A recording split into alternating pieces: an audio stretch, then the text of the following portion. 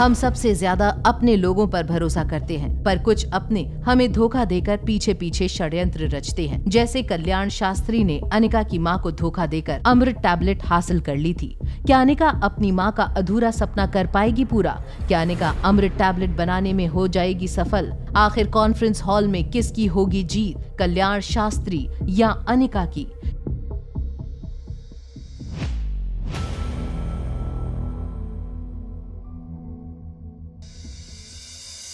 Malhotra pharmacy जिन tablets को market में introduce करना चाहती है वो अमृत टैबलेट्स ही हैं।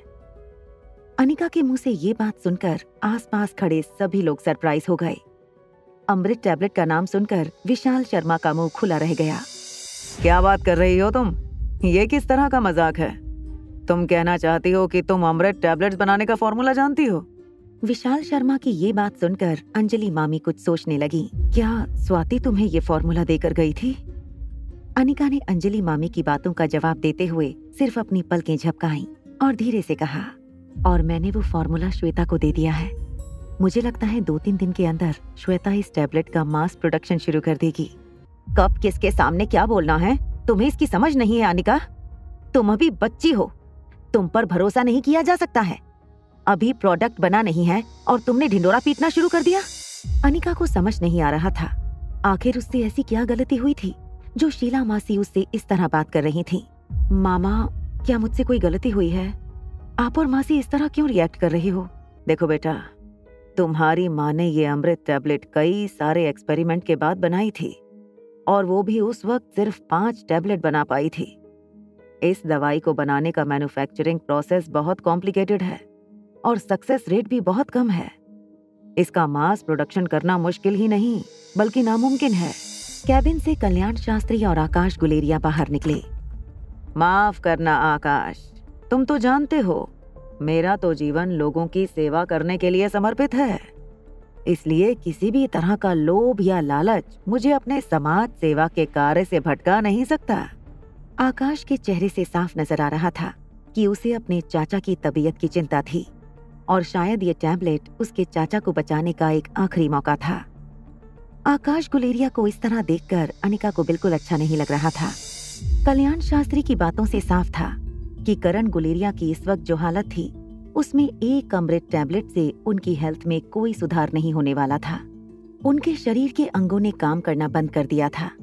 लगभग रोज की एक अमृत टैबलेट खाने पर शायद उनकी हेल्थ में कुछ महीनों में सुधार आ सकता था, मगर इस वक्त पूरी दुनिया में सिर्फ एक ही अमृत टैबलेट मौजूद थी।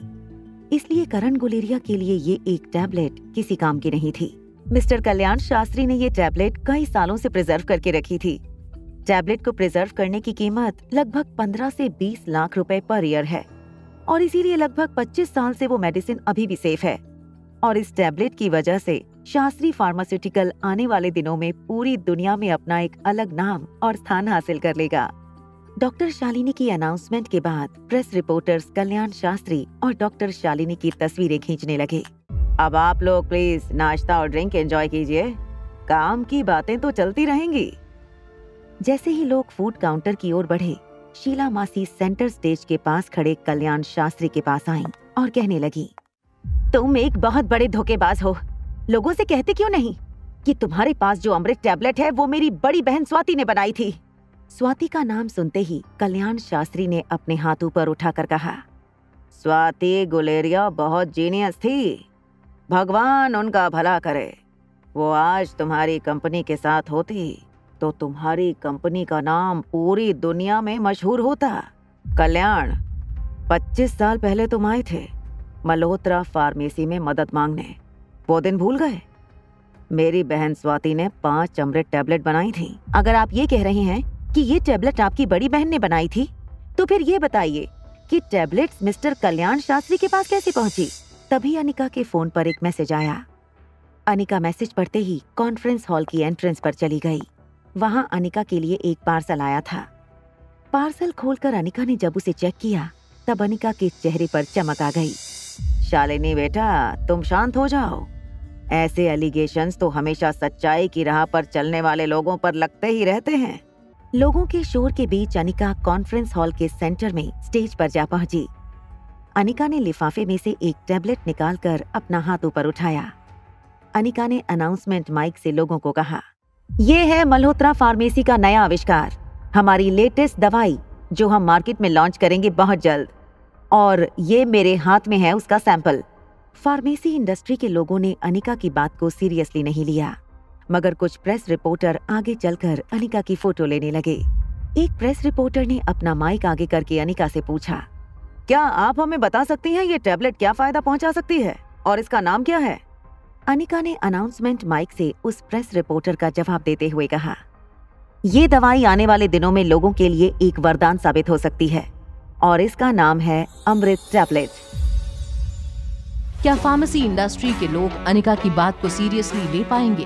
क्या आकाश करेगा अनिका के अमृत टैबलेट के लॉन्च पर यकीन? क्या कल्याण शास्त्री अनिका के इस लॉन्च में लाएगा कोई नई मुसीबत? आखिर ऐसा क्या होने वाला है उस कॉन्फ्रेंस हॉल में जिससे लोगों के होश उड़ने वाले हैं? जानने के लिए देखिए अगला एपिसोड सिर्फ पॉकेट एफएम के YouTube चैनल पर। और एक लड़की को देखा तो के सारे एपिसोड्स को सुनने के लिए डिस्क्रिप्शन में दी हुई लिंक से डाउनलोड कीजिए पॉकेट एफएम ऐप।